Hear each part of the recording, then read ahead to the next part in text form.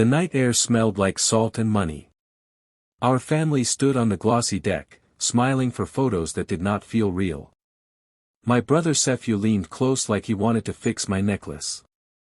I heard him breathe in my ear, say hello to the sharks, and before I could laugh or ask what he meant, his hands hit my shoulders. Cold slammed into me. The ocean shut over my head.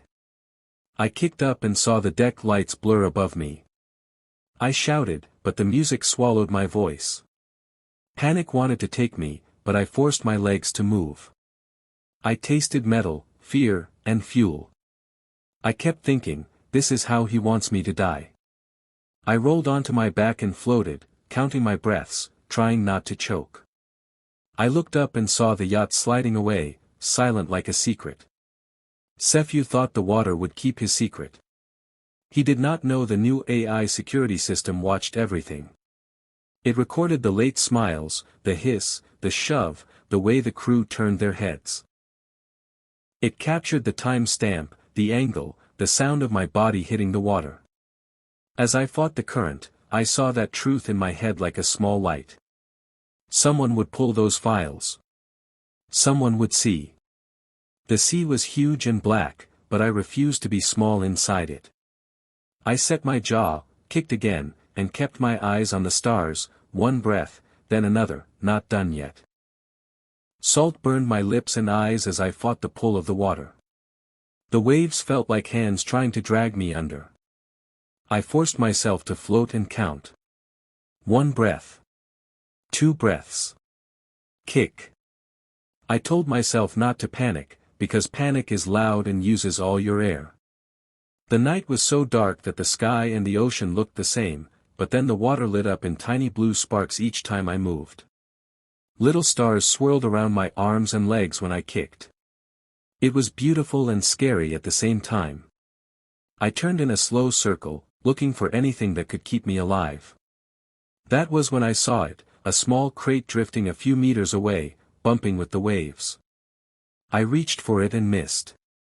I tried again, teeth chattering, arms shaking. On the third try my fingers hooked the edge. I pulled the crate to my chest and hugged it like it was a child. The wood was splintered and rough, but it floated. I let my body rest on it and breathed small steady breaths. With the crate under my ribs, my mind cleared. I had space to think, and the first thing that rose up was Sephew's face. The look he had when he shoved me. Calm. Decided. I knew why. Our father's resorts along the Kalunda coast were worth more than gold. Hotels that smelled like citrus and sea. Marinas where powerful people shook hands and made promises. My father left those assets in a trust, and he made the two of us co-signers. Nothing big could happen without both our names. As long as I lived, Sephew could not take full control. He had always hated that. He smiled at board meetings but his eyes were sharp and cold. He brought me flowers when my father died, and then he tried to cut me out of decisions the next week. Every move since then made sense in this water. If I disappeared, the papers could be changed. My silence would sign everything away. The crate rose and fell. I pressed my cheek to the wood and listened to the creak. I watched the blue lights in the water come and go like breathing. I told myself I would not be a ghost in Sephew's story. I would live, and I would tell what he did. I kept my legs wrapped around the crate and pointed my chin toward the dark line that might be shore or might be a cloud. I did not know how far it was. I only knew I would keep moving. I timed my kicks with the waves. In my head I repeated the names of the resorts one by one, like prayer beads, to stay awake. Coral House. Lighthouse Bay. Mosi Sands. My father's work. My work. Mine to protect. The sea could roar. My heart could shake. I was not letting go. Dawn came slow and red like someone rubbing sleep from the sky. I had stopped counting breaths and started listening for engines. When the trawler's light cut across the water, I thought I might be dreaming. The net slid under me like a giant hand, and for a moment I only felt the cold wire and the rough wood of the boat. Strong arms hauled me up. Someone pressed a warm blanket over my shoulders. My teeth would not stop chattering. I tasted salt and oil and a tiny, fierce relief. The crew wrapped my hair out of my face, and one of the men, the captain, kept saying, "Hold on, hold on." They moved like they had done this before, with steady, quick hands. A small camera phone pointed at me from the rail. The first words I heard from it were, "Live from Takoradi, we just pulled a woman from the water." The voice sounded surprised and proud all at once. The crew told me the trawler had been watching lights out on the horizon and came to check. Someone offered me water and a cigarette, and I laughed at the cigarette and then coughed. My voice was a raw wire, but it came out. I said my name. I said the yacht ID. Amaran Lovu, I managed. Yacht Kalunda Star, registration LKT 993. The men repeated it like they were making sure it was real. Someone in the crowd on the boat typed that into the live chat. The captain leaned close and asked if I was hurt. I nodded and then shook my head because I did not want to start telling everything. The phone kept rolling. The crew tagged the stream with the coordinates and the night time stamp. People started writing in the live feed, quick and sharp. Within an hour the video had 100,000 views. By noon it had millions. The hashtag #SharksofKalunda lit up across feeds. Commenters called the yacht a tomb, the crew on the yacht cowards, the brother a monster. Some posts were kind and raw and said, "Glad you are alive." Others guessed loudly about motive and money. Screenshots spread, then slow news stations picked up the clip, then talk shows. My lawyer, Kendi, called 5 times in the space of 10 minutes. She said, "Keep the phone, keep the proof, do not delete anything." She told me to breathe and to not talk to the press yet, but I could hear the tremor in her voice, the way she scanned for damage and for help. People on the boat were shouting at each other about who should take me to shore, who could give me clothes, who should wipe the salt from my face. The small crowd that had gathered at the Takoradi docks by midday looked like a wave itself, pressing and angry and wanting answers. Screens showed the yacht ID. Someone in the comments posted that the yacht was linked to Ndlovu Holdings. That name started a new kind of roar. The live video had begun as rescue and had already become evidence, a witness that would not sleep. I felt weak but awake. I felt the world watching and understood, with a clarity that did not leave me, that this would not be only my story anymore. I called the yacht company in Lakuta City from the back of a police car with my wet clothes folded in a plastic bag and my voice still gone from the sea. At first the woman on the phone was nervous, like she did not want to believe what I was saying, but when I told her the exact time and the yacht ID she went quiet and then asked for my lawyer. Kendi stepped in and did not waste words. She told the company to pull their cloud logs and to preserve everything. The word cloud sounded sudden and distant to me, like a place where secrets sat, but Kendi explained it simply: cameras upload to servers, and those files can be copied and kept. She told the company to make a copy and to not let anyone delete a single frame. While we waited, Kendi logged into a secure line and I watched her fingers move. The first clip came through with a time stamp. It was grainy at first, but then it showed Sefu standing close, his face lit by the yacht lights. I could hear him whisper the exact words I had felt in my ear. Then the shove. The camera caught the motion, the angle, the way the crew turned away and pretended not to see. There was a small, awful silence afterward, like everyone held their breath and wanted the night to keep its lie. When the footage played I felt parts of me go calm and parts go hot. This was proof and it was fire. Kendi did not just save the video. She moved fast and smart. She filed for a preservation order with a judge in Lakuta City so that no one could legally erase those files. She also froze access to the yacht company servers until a forensic team could make copies.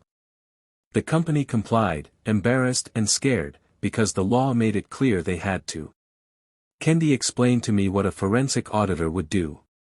They would make exact copies, check timestamps, and show that the audio and video had not been altered.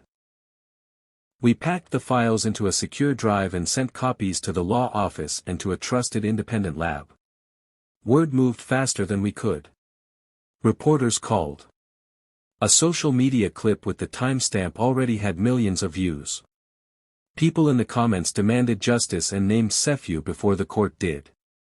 Sefu tried to call me and then called the company, but the preservation order was in place. He could not reach in and clean away his crime. For the first time since the water closed over my head, I felt something settle in my chest that was not fear. It was a steady, hard resolve. The cameras had watched. The cloud had saved the night. The truth was no longer drifting out at sea. The next morning the world felt turned inside out. Sefu stood in front of flashing cameras on a raised podium and told his version fast and neat. He called what happened a terrible accident, said he was heartbroken, and asked for privacy. Reporters nodded and asked sharp questions, but he smiled the polite smile he always used when he wanted people to forget the hard edges. While his words floated on live feeds, Kendi and I walked into Ndlovu Holdings like we owned the floor, because in a way we did. The building smelled like coffee and polished wood and the small hum of people trying to make sense of the headlines. I held the forensic auditor's copy of the files in a sealed drive. He wore a suit and a look that said he had spent his life proving things could not be faked. The boardroom filled slowly with familiar faces and strangers from legal and compliance. Some staff lowered their heads. Others stared as if they could not believe a family face could become a headline about a shove at midnight. Kendi spoke first and plain. She read the clause in Our Father's Will aloud, the line that said if a co-signer caused malicious harm to the other, their voting rights would immediately freeze and an interim chair would be named until an inquiry finished. The words landed like a gavel. The company lawyers checked their copies and the company secretary tapped keys and verified the clause was active and binding. The forensic auditor played the cloud footage for the board. The audio traced Sefu's whisper and the tilt of his hand. The clip did not argue. It showed. There was a heavy pause that felt like a full minute but was only seconds. Phones buzzed and someone in the corner said, quietly, "We must protect the business and our staff." So practical things happened fast and clean. Sefu's voting rights locked. The board voted, mostly silent, to place me as interim chair while the police and courts did their work. I did not expect applause. I expected resistance. Instead people stood and some clapped softly because they wanted the company to keep moving and because many of the resort staff had already sent messages of fear and support. I felt strange, like a coat that did not yet fit me, but necessary. I signed the immediate access orders that let the auditors lock servers, freeze accounts tied to the Kalunda assets, and appoint temporary managers for operations. I said little, because words could be spun, but I spoke steady and clear to the room. We would run the resorts, protect the staff, and cooperate fully with the inquiry. Outside, social feeds roared and Sefu's press lines scrambled. Inside the boardroom a measure of order returned. The will's safety clause had been written for a moment like this and it worked. I was interim chair not by choice, but by law and by duty, and for the first time since the sea I could feel a path forming under my feet. The courthouse smelled like paper and nervous breath. The Banyeri High Court room was packed, cameras pressed at the back, and people in the gallery whispered like waves. Kendi walked up to the stand with the sealed drive and put it where the judge could see. She did not make a speech. She let the clip speak. When the court technician played the midnight footage, the room went silent in a way that felt like the sea holding its own breath. The grainy light showed Sefu close behind me, the hiss that had sounded in my ear, the quick shove, and then the dark splash. You could hear the cut of fabric and the single heavy breath someone took who did not want to move. I watched the faces around me change. Even the bailiffs leaned forward. Gasps came from the gallery, soft and then louder. Kendi asked the trawler captain to stand. He described how he found me, where I was pulled from, and how long it took to get me aboard. He spoke plain and steady. The coordinates, the time stamp, the way the sea had been that night. Then the court looked at maritime logs, the radio calls, the weather report, the trawler's own entries. Each paper fit like a peg in a doorframe, the logs matched the clip. The prosecutor pointed to details the footage alone could not show: water temperature, drift lines, the angle that proved the shove was deliberate and not a stumble. Sefu's lawyer tried to argue accident and distraction, but the audio showed words and intent, and the crew on the yacht who turned away were part of the story now. The judge watched each piece with steady eyes. At one point Sefu's head bowed and then rose. He clenched his jaw, but he did not speak. The judge's questions were short and exact. He asked the captain if the rescue had been reported immediately. He asked the forensic auditor to confirm the footage had not been altered. The auditor, methodical, explained timestamps and metadata in plain language so everyone could follow. When the judge had what he needed, he leaned back and read his decision slowly. He said there was probable cause to believe Sefu had committed malicious harm and that he posed a flight and witness tampering risk. The word remand landed like a door closing. Sefu was ordered held in custody until trial. The judge also signed an order granting me protective control of the Kalunda resorts, temporary powers to run operations, protect staff, and make sure assets were safe while the court sorted the rest. Cameras in the courtroom flashed as the judge's gavel came down. I felt relief and exhaustion at the same time, like a long tide sliding out. People handed me envelopes, offers of help, lists of questions. Kendi touched my shoulder and said, quietly, that this was the next step, that the law had done what the sea could not. Outside the courthouse the crowd was loud, but inside I held a small, steady calm. The court had turned the tide, and for the first time in weeks I could see a path forward that did not end in dark water. The city felt different now. Phones were out and faces were open, not because people wanted to see me, but because they wanted change. Staff from the Kalunda resorts came in a river of uniforms and sunburned hands, carrying banners and signs that said things like, "Safe Seas Now," and, "Protect Our Jobs." They marched not just for me but for everyone who worked those beaches and marinas. I stood on the steps of Harbor Square with Kendi beside me and watched the crowd breathe as one. My voice was still rough, but I spoke plain and direct. I said I did not want revenge. I said I wanted truth, and I wanted safety. I told them the resorts would stay open, that workers would be protected, and that anyone who helped cover up a crime would face the law. Then I said something else that surprised me as much as anyone. I offered severance for crew who had been tied up in wrongdoing but who were willing to step forward and tell the truth. If they came clean and helped the inquiry, they would get fair pay and help to find new work. For those who feared punishment but held proof, I promised amnesty for whistleblowers so long as they were honest and cooperative. People in the front row shifted, some nodding, some crying. I could see relief in their eyes and fear too. After I spoke, I announced the Safe Seas Fund. It was simple in idea. We would raise money to buy rescue gear for local fishermen, support coastal first responders, and pay for life vests and training. We would put open-deck cameras on every ferry and fishing boat that wanted them.